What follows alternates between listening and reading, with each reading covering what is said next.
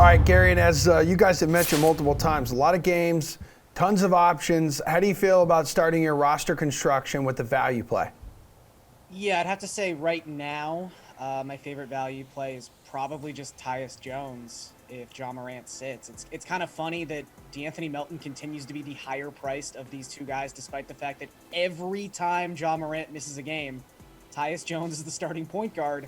And, he's not been crazy in terms of his ceiling when he starts, but this is someone who, for his first 14 starts he's made this season, is averaging like 28 DraftKings points. So at this price point, I think if Jones is starting, you kind of just pencil him in for 6, 7x value and hope that it's a good night and he brings back 10, 11x value.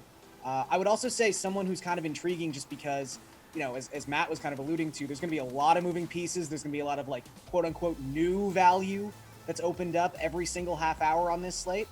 Quentin Grimes might kind of slip through the cracks because there's nothing going to be new about the Knicks situation. I mean, we've seen this exact situation for 3 straight games where RJ Barrett has not played and Tom Thibodeau has to sacrifice another person to the minutes gods, and he's just decided it is going to be Quentin Grimes. Quentin Grimes, you are going to play 40 minutes, and that's that, because RJ Barrett was playing 40 minutes. So Grimes is $4,100.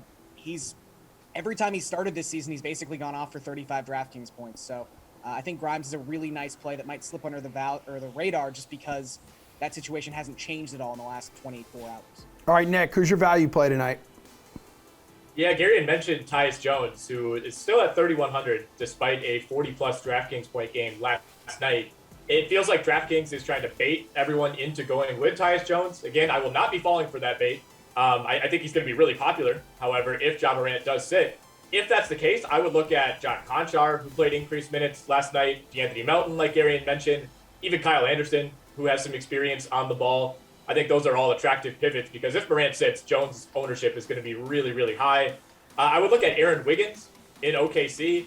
Not an exciting play whatsoever. He's at the minimum, but no SGA, no Lou Dort, no Kenrich Williams, no Ty Jerome for OKC. Those last two names in particular are important when it comes to Aaron Wiggins playing time.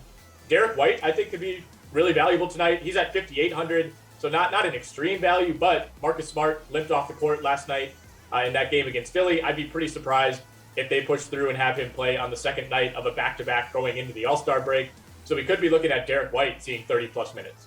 Yeah, he's already made a pretty big impact there after that trade deadline acquisition. Matt, what do you want to do for a value play?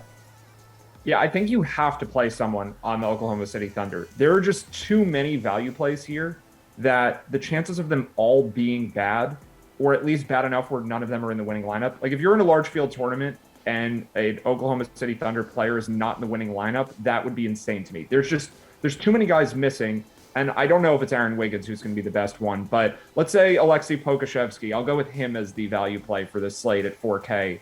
I just think that there's going to be a pretty concentrated ownership on Wiggins, probably on Giddey, although at 8,300 maybe not. Isaiah Roby if he starts at center, and then Poku just might be overlooked a little bit because so many people are playing other guys on the Thunder, and it doesn't feel very good to make a lineup with 4 or 5 players on the worst team in the NBA in the lineup. So I think pivoting to a different player on this team makes some sense. But honestly, I don't think you can go wrong with any of them. There's just there's too many guys out, like Nick was saying. So you really just need at least one of these players, whoever it is.